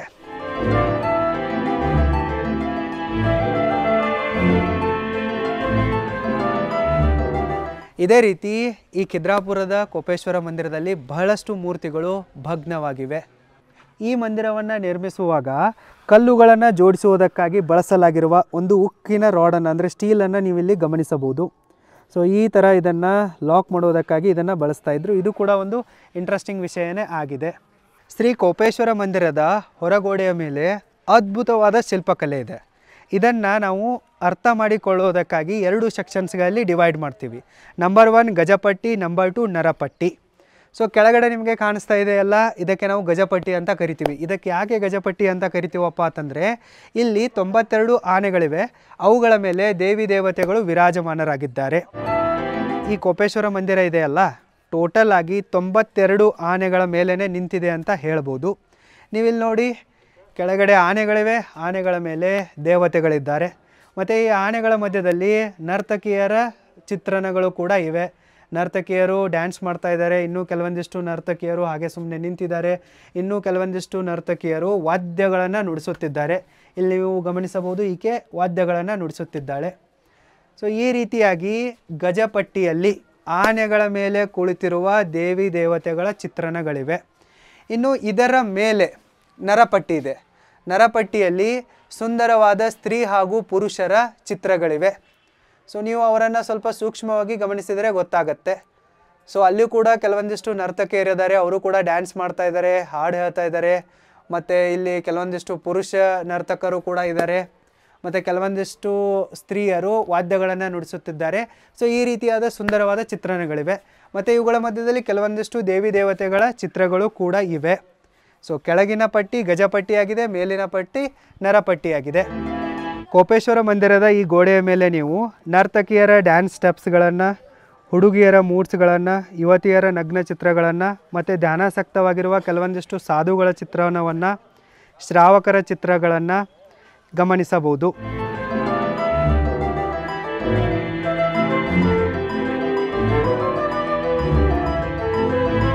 ಈ ಮಂದಿರದ ಹೊರಗೋಡೆಯ ಮೇಲೆ ಸಾವಿರಾರು ಸುರಸುಂದರಿಯರಿದ್ದಾರೆ. ಇದರಲ್ಲಿ ನನ್ನ ಫೇವ್ರೆಟ್ ಕೆಲವೊಂದಿಷ್ಟು ಸುರಸುಂದರಿಯರನ್ನು ಈಗ ನಾನು ನಿಮಗೆ ತೋರಿಸುವೆ, ಬನ್ನಿ. ಸೊ ಇಲ್ಲಿ ನೀವು ಗಮನಿಸಬಹುದು, ಈಕೆ ಇದ್ದಾಳಲ್ಲ, ಈಕೆ ಮೃದುಲಾ. ಈಕೆ ಮೃದಂಗವನ್ನು ಬಾರಿಸುತ್ತಿದ್ದಾಳೆ ಮತ್ತು ಜೊತೆಗೆ ಡ್ಯಾನ್ಸನ್ನು ಕೂಡ ಮಾಡ್ತಾ ಇದ್ದಾಳೆ. ಈಕೆಗೆ ಮೃದಂಗವಾದಿನಿ ಅಂತಲೂ ಕೂಡ ಕರೀತಾರೆ. ಈ ಮಂದಿರದ ಗೋಡೆಯ ಮೇಲೆ ಇವಳೊಬ್ಬಳೇ ಮೃದುಲಾ ಇಲ್ಲ, ಬಹಳಷ್ಟು ಜನ ಮೃದುಲಾಗಳಿದ್ದಾರೆ. ಅಂದರೆ ಮೃದಂಗಗಳನ್ನು ಬಾರಿಸುವ ಸ್ತ್ರೀಯರಿದ್ದಾರೆ. ಅಲ್ಲಿ ನೀವು ಮೇಲ್ಗಡೆ ನರಪಟ್ಟಿಯಲ್ಲೂ ಕೂಡ ಗಮನಿಸಬಹುದು, ಆಕೆ ಕೂಡ ಮೃದಂಗವನ್ನು ಬಾರಿಸುತ್ತಿದ್ದಾಳೆ. ಸೊ ಈ ರೀತಿ ವಾದ್ಯಗಳನ್ನು ನುಡಿಸುವ ಬಹಳಷ್ಟು ಸುರಸುಂದರಿಯರು ಈ ಗೋಡೆ ಮೇಲಿದ್ದಾರೆ. ಅಲ್ಲಿ ನೋಡಿ, ಅವಳಿದಾಳಲ್ಲ, ಅವಳು ಆಲ್ಸಾ, ಅವಳಿಗೆ ಆಲಸಿಕ ಅಂತಲೂ ಕೂಡ ಕರೀತಾರೆ. ಅವಳು ಹಾಗೆ ರೆಸ್ಟನ್ನು ತೆಗೆದುಕೊಳ್ಳುತ್ತಲೇ ಆಲ್ಸಿ ಆಗಿಬಿಟ್ಟಿದ್ದಾಳೆ, ಕುಂತಲ್ಲೇ ದಣಿದಿದ್ದಾಳೆ. ಮತ್ತು ಅವಳನ್ನು ನೋಡಿದರೆ ನಿಮ್ಗೆ ಅನಿಸುತ್ತೆ ಆಕೆ ಈಗ ಫುಲ್ ಮೂಡಲ್ಲಿದ್ದಾಳೆ ಅಂತ ಅನಿಸುತ್ತೆ. ಸೊ ಇಲ್ಲಿ ಇವಳೊಬ್ಬಳೇ ಆಲ್ಸಿಕ ಇಲ್ಲ, ಬಹಳಷ್ಟು ಜನ ಆಲ್ಸಿಕಗಳಿದ್ದಾರೆ. ಸೊ ಇಲ್ಲಿಯೂ ಕೂಡ ನೀವು ಗಮನಿಸಿ, ಇಲ್ಲಿ ಸೆಂಟರ್ನಲ್ಲಿ ಇವಳು ಕೂಡ ಅದೇ ರೀತಿ ಇದ್ದಾಳೆ. ಎದ್ದು ಬಂದುಬಿಟ್ಟು ಮೈ ಮುರಿಯೋ ಥರ ಕಾಣಿಸ್ತಾ ಇದೆ.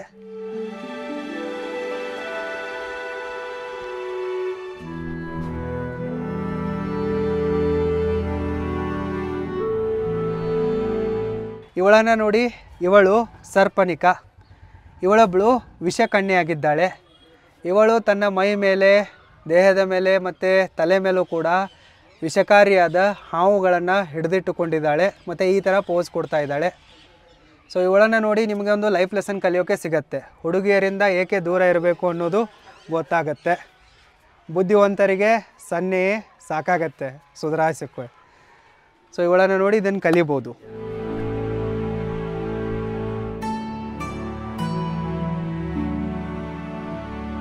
ಈಗ ನಾನು ನಿಮಗೆ ತುಂಬಾ ಇಂಟ್ರೆಸ್ಟಿಂಗ್ ಆಗಿರುವ ಒಬ್ಬಳು ಸುರಸುಂದರಿಯನ್ನು ತೋರಿಸುವೆ. ಸೊ ಅಲ್ಲಿ ನೋಡಿ, ಅವಳಿದ್ದಾಳೆ ಪತ್ರ ಲೇಖಿಕ. ಅವಳ ಕೈಯಲ್ಲೊಂದು ಪತ್ರ ಇದೆ. ಅವಳು ಪತ್ರ ಬರೆಯೋಕ್ಕೆ ರೆಡಿಯಾಗಿದ್ದಾಳೆ. ಸೊ ಅವಳ ನೆಕ್ಸ್ಟ್ ಪಾರ್ಟ್ ಕೂಡ ಅಲ್ಲಿದೆ, ನಾನು ನಿಮಗೆ ತೋರಿಸುವೆ. ಇಲ್ಲಿ ಬನ್ನಿ. ಸೊ ಇಲ್ಲಿ ನೋಡಿ, ಅವಳು ಅರ್ಧ ಪತ್ರವನ್ನು ಬರೆದು ಕಂಪ್ಲೀಟ್ ಮಾಡಿದ್ದಾಳೆ. ಅವಳ ಕೈಯ ಪೊಸಿಷನ್ ಚೇಂಜ್ ಆಗಿದೆ. ಅದರ ಮೇಲಿಂದ ನಾವು ಅರ್ಥ ಮಾಡ್ಕೋಬೋದು ಅವಳು ಪತ್ರವನ್ನು ಅರ್ಧ ಕಂಪ್ಲೀಟ್ ಮಾಡಿದ್ದಾಳೆ ಅಂಥೇಳಿ. ಸೊ ಇದರಿಂದ ನಮಗೆ ಏನು ಅರ್ಥ ಆಗತ್ತಪ್ಪ ಅಂತಂದರೆ, ಆವಾಗಿನ ಟೈಮಲ್ಲೂ ಕೂಡ ಹುಡುಗಿಯರಿಗೆ ಓದುವ ಮತ್ತು ಬರೆಯುವ ಸ್ವಾತಂತ್ರ್ಯ ಇತ್ತು ಅನ್ನೋದನ್ನು ನಾವು ಅರ್ಥ ಮಾಡ್ಕೋಬೋದು. ಮತ್ತು ಈ ಪತ್ರ ಲೇಖಿಕ ಇದ್ದಾಳಲ್ಲ, ಇವಳ ಲಾಸ್ಟ್ ಒಂದು ಸ್ಟೆಪ್ ಕೂಡ ಇದೆ. ಸೊ ಇಲ್ಲಿ ನೀವು ಗಮನಿಸಿ, ಈ ಪತ್ರ ಲೇಖಿಕ ತನ್ನ ಲೆಟರನ್ನು ಬರೆದು ಕಂಪ್ಲೀಟ್ ಮಾಡಿದ್ದಾಳೆ ಮತ್ತು ಅದನ್ನು ತೋರಿಸ್ತಾ ಇದ್ದಾಳೆ.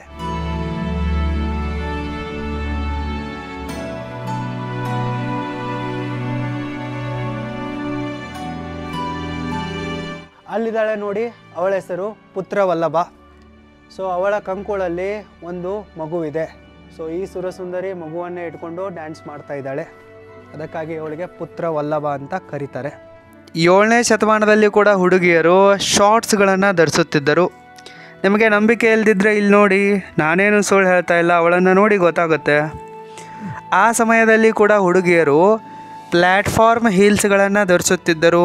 ಇದು ಲೇಟೆಸ್ಟ್ ಫ್ಯಾಷನ್ ಆಗಿದೆ. ಸೊ ಆವಾಗಿನ ಹುಡುಗಿಯರಿಗೆ ಈ ಹೈ ಹೀಲ್ಸ್ ಎಲ್ಲ ಯಾವ ಲೆಕ್ಕ ಅಂತ ಅನ್ಬೋದು. ನೀವು ಇಂದಿನ ಹುಡುಗಿಯರನ್ನು ಅನಾವಶ್ಯಕವಾಗಿ ಬೈತಾ ಇರ್ತೀರ. ಇಂದಿನ ಹುಡುಗಿಯರು ಆವಾಗಿನ ಹುಡುಗಿಯರಿಗಿಂತ ಎಷ್ಟೋ ಪಟ್ಟು ಜಾಸ್ತಿ ಸಂಸ್ಕಾರಿಗಳಾಗಿದ್ದಾರೆ ಅಲ್ವಾ? Dear girls, hit like because I am taking your side.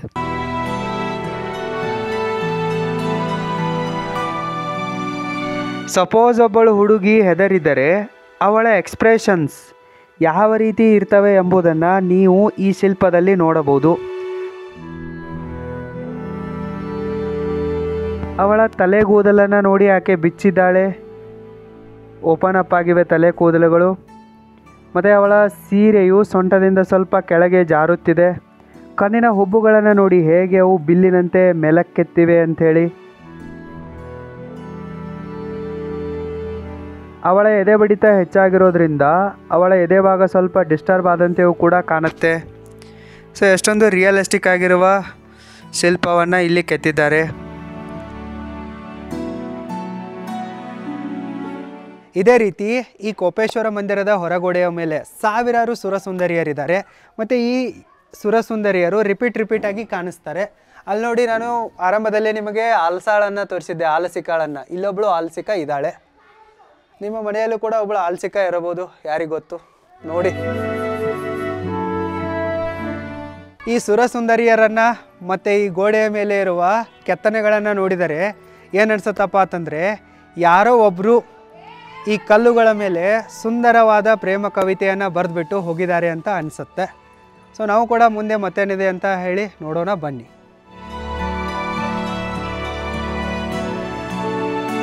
Shri Kopeshwar ಮಂದಿರದ ಗರ್ಭಗುಡಿಯ ಹೊರಗೋಡೆಯ ಮೇಲೆ ನಿಮಗೆ ಈ ಥರನಾಗಿ ಗೋಪುರ ಶೈಲಿಯ ಸಣ್ಣ ಸಣ್ಣ ಮಂದಿರಗಳು ಕಾಣಿಸ್ತಾವಲ್ಲ, ಇದಕ್ಕೆ ನಾವು ದೇವಕೋಷ್ಠಿ ಅಂತ ಕರಿತೀವಿ. ಸೊ ಇದರ ಮಧ್ಯೆ ಯಾವುದೇ ಥರನಾದ ಮೂರ್ತಿಗಳು ಇರೋದಿಲ್ಲ. ಇದರ ಎಕ್ಸಾಕ್ಟ್ ಕೆಳಗಡೆ ನಿಮಗೆ ಗಜಪಟ್ಟಿಯಲ್ಲಿ ಬ್ರಹ್ಮ, ಶಿವ ಮತ್ತು ವಿಷ್ಣುವನ್ನು ನೀವು ನೋಡ್ಬೋದು. ಮೊದಲಿಗೆ ಇಲ್ಲಿ ನೋಡಿ, ಆನೆಯ ಮೇಲೆ ಬ್ರಹ್ಮ ಕುಳಿತಿದ್ದಾನೆ. ಇದಕ್ಕೆ ಗಜಾರೂಢ ಬ್ರಹ್ಮ ಅಂತ ಕರೀತಾರೆ. ಇವನ ಒಂದು ಪಕ್ಕದಲ್ಲಿ ನರ್ತಕಿಯ ಮೂರ್ತಿ ಇದ್ದರೆ ಇನ್ನೊಂದು ಪಕ್ಕದಲ್ಲಿ ದ್ವಾರಪಾಲಕನಿದ್ದಾನೆ. ಮಧ್ಯದಲ್ಲಿ ನಂದಿಯ ಮೇಲೆ ಶಿವಪಾರ್ವತಿ ಕುಳಿತಿದ್ದಾರೆ. ಇದಕ್ಕೆ ನಂದಿರೂಢ ಶಿವಪಾರ್ವತಿ ಅಂತ ಕರೀತಾರೆ. ಸೊ ಆ ಸೈಡಿಗೆ ನೋಡಿ ಆನೆಯ ಮೇಲೆ ವಿಷ್ಣು ಕುಳಿತಿದ್ದಾನೆ. ಇದಕ್ಕೆ ಗಜಾರೂಢ ವಿಷ್ಣು ಅಂತ ಕರೀತಾರೆ. ಈ ದೇವಕೋಷ್ಠಿಗಳಿವೆ ಅಲ್ಲ, 3 ದೇವಕೋಷ್ಠಿಗಳಿವೆ ಈ ಮಂದಿರದ ಮೇಲೆ. ಮತ್ತು ಇವು ಸೇಮ್ ಟು ಸೇಮ್ ಇವೆ. ಸೊ ಮೇಲಿನ ಆಕಾರವು ಕೂಡ ಕೆಳಗಿನ ಮೂರ್ತಿಗಳು ಕೂಡ ಸೇಮ್ ಟು ಸೇಮ್ ಇರ್ತವೆ, ಜಸ್ಟ್ ಡೈರೆಕ್ಷನ್ ಬದಲಾಗ್ತಾ ಇದೆ. ಈ ಸೈಡ್ನಲ್ಲಿರುವ ಮೂರ್ತಿಯಲ್ಲಿ ಉಮಾಮಹೇಶ್ವರ ಕಟ್ಟಾಗಿದ್ದಾರೆ. ಅಲ್ಲಿ ಮತ್ತೊಂದು ಕಡೆ ಚೆನ್ನಾಗಿದ್ದಾರೆ, ಅದನ್ನು ತೋರಿಸುವ ಬನ್ನಿ. ಇಲ್ಲಿಯೂ ಕೂಡ ಒಂದು ದೇವಕೋಷ್ಠಿ ಇದೆ. ಇದರ ಕೆಳಗಡೆ ಇಲ್ಲಿ ನಂದಿ ಕೂಡ ಕಟ್ಟಾಗಿದೆ, ಉಮಾಮಹೇಶ್ವರ ಕೂಡ ಕಟ್ಟಾಗಿದ್ದಾರೆ. ಸೊ ಸೈಡಿನ ಮೂರ್ತಿಗಳು ಕೂಡ ಭಗ್ನವಾಗಿವೆ. ದಕ್ಷಿಣ ದಿಕ್ಕಿನಲ್ಲಿರುವ ದೇವಕೋಷ್ಠದ ಕೆಳಗಿರುವ ಮೂರ್ತಿಗಳು ಚೆನ್ನಾಗಿವೆ, ಡೆಸ್ಟ್ರಾಯ್ ಆಗಿಲ್ಲ. ನೀವಿಲ್ಲಿ ನೋಡಬಹುದು ಗಜಾರೂಢ ಬ್ರಹ್ಮ, ಉಮಾಮಹೇಶ್ವರ, ಗಜಾರೂಢ ವಿಷ್ಣು ಎಲ್ಲ ಮೂರ್ತಿಗಳು ಕೂಡ ಚೆನ್ನಾಗಿವೆ.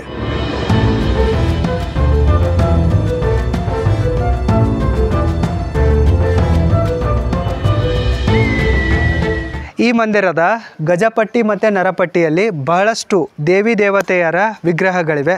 ಅವುಗಳನ್ನು ನಾನು ನಿಮಗೆ ಒಂದೊಂದಾಗಿ ಈಗ ತೋರಿಸುವೆ. ನಾನು ಈಗಾಗಲೇ ನಿಮಗೆ ಗಜಾರೂಢ ಬ್ರಹ್ಮನನ್ನು, ನಂದಿರೂಢ ಉಮಾಮಹೇಶ್ವರನನ್ನು, ಗಜಾರೂಢ ವಿಷ್ಣುವನನ್ನು ತೋರಿಸಿರುವೆ.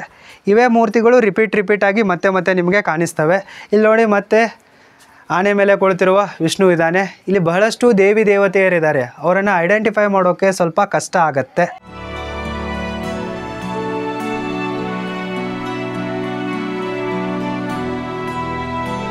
ಗೆಳೆಯರೆ, ಅಲ್ಲಿ ನೀವು ಮೇಲೆ ಸ್ವಲ್ಪ ನೋಡಿ, ನಿಮಗೆ ಮಹಿಷಾಸುರ ಮರ್ದಿನಿಯ ಒಂದು ಮೂರ್ತಿ ನೋಡೋಕ್ಕೆ ಸಿಗತ್ತೆ. ಅವಳ ಕೈಯಲ್ಲಿ ಒಂದು ಆಯುಧ ಇದೆ, ಕೆಳಗಡೆ ಎತ್ತಿದೆ, ಮತ್ತು ಅದರ ಸೈಡ್ನಲ್ಲಿ ರಾಕ್ಷಸರ ರುಂಡದ ಥರ ಏನೋ ಒಂದು ಕಾಣಿಸ್ತಾ ಇದೆ. ಇದರ ಮೇಲಿಂದ ನೀವು ಗೆಸ್ ಮಾಡಬಹುದು ಅದು ಮಹಿಷಾಸುರ ಮರ್ದಿನಿಯ ಚಿತ್ರಣವೇ ಆಗಿದೆ. She is Mahishasura Mardini. ಮತ್ತು ಮಹಿಷಾಸುರ ಮರ್ದಿನಿಯ ಪಕ್ಕದಲ್ಲಿಯೇ ಒಂದು ಸುಂದರವಾದ ಗಣೇಶನ ಮೂರ್ತಿ ಕೂಡ ಇದೆ, ನೀವಿಲ್ಲಿ ಗಮನಿಸಬಹುದು.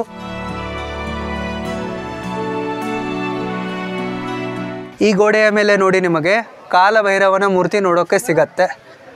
He is Kalabhairava.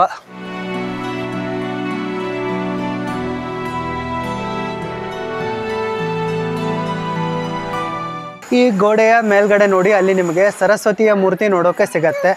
ಸರಸ್ವತಿಯ ಕೆಳಗಿನ ಕೈಯಲ್ಲಿ ನೋಡಿ, ಅವಳ ಕೈಯಲ್ಲಿ ಒಂದು ಪುಸ್ತಕವಿದೆ. ಇದರ ಮೇಲಿಂದ ನಾವು ಇದು ಸರಸ್ವತಿಯ ಮೂರ್ತಿ ಅಂಥೇಳಿ ಅಂದಾಜಿಸಬಹುದು. ರವಿವರ್ಮನ ಪೇಂಟಿಂಗ್ ಬಂದ ನಂತರ ಸರಸ್ವತಿಯನ್ನು ನೋಡುವ ಒಂದು ವ್ಯೂ ಬದಲಾಯಿತು. ಸೊ ಶಿಲ್ಪಿಯ ದೃಷ್ಟಿಯಲ್ಲಿ ಸರಸ್ವತಿ ಈ ರೀತಿ ಮೂಡಿ ಬಂದಿದ್ದಾಳೆ. ಇಲ್ಲಿ ನೋಡಿ, ಚಂದ್ರದೇವ 10 ಕುದುರೆಗಳ ರಥದ ಮೇಲೆ ಕುಳಿತಿದ್ದಾನೆ. ಮತ್ತು ಅವನ ಪಕ್ಕದಲ್ಲಿಯೇ ಸೂರ್ಯದೇವ 7 ಕುದುರೆಗಳ ರಥದ ಮೇಲೆ ಕುಳಿತಿದ್ದಾನೆ. ಅಲ್ಲಿ ಮೇಲ್ಗಡೆ ಸ್ವಲ್ಪ ನೋಡಿ, ಅಗ್ನಿದೇವನು ಟಗರಿನ ಮೇಲೆ ಕುಳಿತಿರುವುದನ್ನು ನೀವು ಕಾಣ್ಬೋದು. ನೀವು ಆ ಟಗರಿನ ಕಣ್ಣುಗಳನ್ನು ಸಹ ನೋಡಬಹುದು, ಅಷ್ಟೊಂದು ಸೂಕ್ಷ್ಮ ಕೆತ್ತನೆ ಇಲ್ಲಿದೆ. ಇದು ಯಾರಂತ ಗೆಸ್ ಮಾಡಿ. ಇದು ಅರ್ಧನಾರೀಶ್ವರ. ಒಂದು ಕಡೆ ಶಿವ ಇದ್ದರೆ ಇನ್ನೊಂದು ಕಡೆ ಪಾರ್ವತಿ ದೇವಿ ಇದ್ದಾರೆ. ಶಿವ ಯಾಕೆ ನಮಗೆಲ್ಲರಿಗೂ ಇಷ್ಟ ಆಗ್ತಾನಪ್ಪ ಅಂತಂದರೆ, ಆತ ಎಲ್ಲರ ದೇವರಾಗಿದ್ದಾನೆ ಮತ್ತು ಗ್ರೇಟೆಸ್ಟ್ ದೇವರಾಗಿದ್ದಾನೆ, ಮತ್ತು ಜೊತೆಗೆ ಸ್ತ್ರೀ ಪುರುಷ ಸಮಾನತೆಯನ್ನು ಕೂಡ ಸಾರ್ತಾನೆ. ಹೀಗಾಗಿಯೇ Shiva is favourite for all. ಇಲ್ಲಿ ನೀವು ಕಾಮದೇವನ ಒಂದು ಮೂರ್ತಿಯನ್ನು ಕೂಡ ನೋಡ್ಬೋದು. ಕಾಮದೇವನ ಒಂದು ಕೈಯಲ್ಲಿ ಧನುಷ ಇದ್ದರೆ ಇನ್ನೊಂದು ಕೈಯಲ್ಲಿ ಒಂದು ಕಬ್ಬಿನ ಗೊನೆ ಇದೆ, ಕಬ್ಬಿದೆ. ಸೊ ಮತ್ತು ಅವನ ಪಕ್ಕದಲ್ಲಿ ಈ ಸುಂದರಿ ಕಾಣಿಸ್ತಾ ಇದ್ದಾಳಲ್ಲ, ಇವಳು ರತಿ, ಅಂದರೆ ಕಾಮದೇವನ ಹೆಂಡತಿ. ಈ ಕಾಮದೇವನಿಗೆ ಮದನ ಅಂತಲೂ ಕೂಡ ಕರೀತಾರೆ. ರತಿ ಮದನರ ಒಂದು ಸುಂದರವಾದ ವಿಗ್ರಹ ಇಲ್ಲಿದೆ. ಇವರಿಬ್ಬರಿಂದಲೇ ನಿಮಗೆಲ್ಲರಿಗೂ ಕೂಡ ಪ್ರೇಮ ರೋಗ ಬರುತ್ತೆ ಅಂತ ಪುರಾಣಗಳಲ್ಲಿ ಹೇಳಿದ್ದಾರೆ. ನಿಮಗೂ ಕೂಡ ಪ್ರೇಮ ರೋಗ ಆಗಿದ್ದರೆ ಈ ವಿಡಿಯೋಗೆ ಲೈಕ್ ಮಾಡಿ.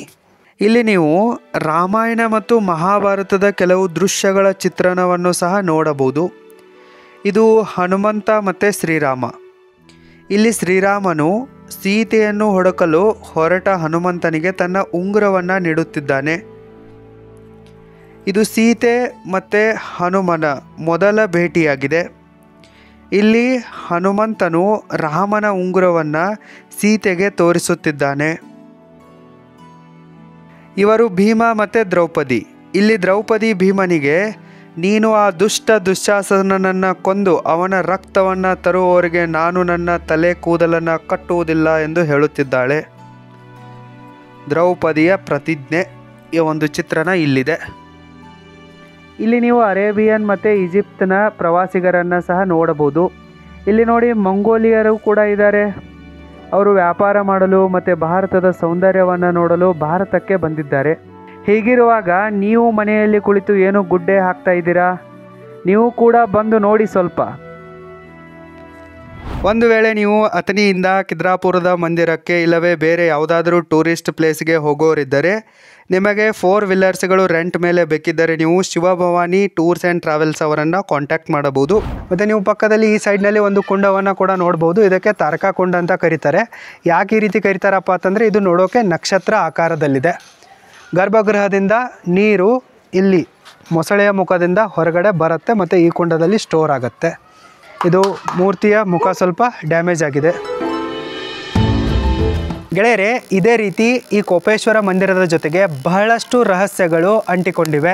ನಾನೀಗ ನಿಮಗೆ ಈ ಮಂದಿರದ ಒಂದು ಮ್ಯಾಪನ್ನು ತೋರಿಸ್ತಾ ಇರುವೆ. ನೀವು ಅದನ್ನು ಕೇರ್ಫುಲ್ಲಾಗಿ ನೋಡಿ. ಮೊದಲಿಗೆ ನಾವು ಮುಖ್ಯ ಪ್ರವೇಶದ್ವಾರದಿಂದ ಒಳಗಡೆ ನಗಾರ ಕಕ್ಷೆಗೆ ಬಂದೆವು. ಅಲ್ಲಿಂದ ಸ್ವರ್ಗ ಮಂಟಪಕ್ಕೆ ಹೋದೆವು. ಸ್ವರ್ಗ ಮಂಟಪದಿಂದ ಸಭಾಮಂಟಪಕ್ಕೆ ಬಂದೆವು. ಸಭಾಮಂಟಪದಿಂದ ನೆಕ್ಸ್ಟ್ ಅಂತರಾಳ ಕಕ್ಷವನ್ನು ಪಾಸ್ ಮಾಡ್ಕೊಂಡ್ಬಿಟ್ಟು ಗರ್ಭಗೃಹಕ್ಕೆ ಹೋಗಿ ಅಲ್ಲಿ ಕೋಪೇಶ್ವರ ಶಿವಲಿಂಗದ ದರ್ಶನವನ್ನು ಪಡೆದುಕೊಂಡು ಹೊರ ಬಂದೆವು. ಅದಾದ ನಂತರ ದಕ್ಷಿಣ ದ್ವಾರದಿಂದ ಹೊರ ಬಂದುಬಿಟ್ಟು ಈ ಮಂದಿರಕ್ಕೆ ಒಂದು ಪ್ರದಕ್ಷಿಣೆಯನ್ನು ಹಾಕಿ ಎಲ್ಲವನ್ನು ನೋಡ್ಕೊಂಡ್ಬಿಟ್ಟು ಈಗ ಇಲ್ಲಿಗೆ ಬಂದು ಕುಳಿತಿದ್ದೇವೆ. ಶ್ರೀ ಕೋಪೇಶ್ವರ ಮಂದಿರ ಇಷ್ಟೊಂದು ದೊಡ್ಡದಾಗಿದೆ. ಖಿದ್ರಾಪುರದ ಈ ಟ್ರಾವೆಲ್ ಲಾಗನ್ನು ಮಾಡೋದಕ್ಕಾಗಿ ಹೆಲ್ಪ್ ಮಾಡಿದ ಖಿದ್ರಾಪುರದ ಎಲ್ಲ ಗ್ರಾಮಸ್ಥರಿಗೂ, ಮುಖ್ಯವಾಗಿ ಅಪ್ಪು ಕುರಂದವಾಡ್ ಸರ್ ಅವರಿಗೂ ಕೂಡ ಥ್ಯಾಂಕ್ಸ್ ಹೇಳೋಕ್ಕೆ ನಾನು ಇಷ್ಟಪಡುವೆ.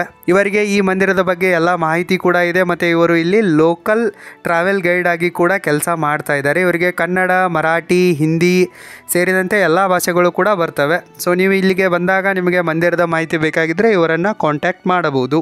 ಓಕೆ ಗೆಳೆಯರೆ, ಫೈನ್. ಇದಿಷ್ಟು ಖಿದ್ರಾಪುರದ ಶ್ರೀ ಕೋಪೇಶ್ವರ ಮಂದಿರದ ಒಂದು ಕಂಪ್ಲೀಟ್ ಟೂರ್. ಒಂದು ವೇಳೆ ನಿಮಗೆ ನನ್ನ ಪ್ರಯತ್ನ ಇಷ್ಟವಾಗಿದ್ದರೆ ಈ ವಿಡಿಯೋಗೆ ಲೈಕ್ ಮಾಡಿ, ನನ್ನ ಚಾನಲ್ಗೆ ಸಬ್ಸ್ಕ್ರೈಬ್ ಮಾಡಿ ಮತ್ತು ಇಂಡಿಯನ್ ಟೂರಿಸಮನ್ನು ಪ್ರೌಡ್ಲಿ ಪ್ರಮೋಟ್ ಮಾಡಿ. All the very best. ಮತ್ತೆ ಸಿಗೋಣ. Thank you so much.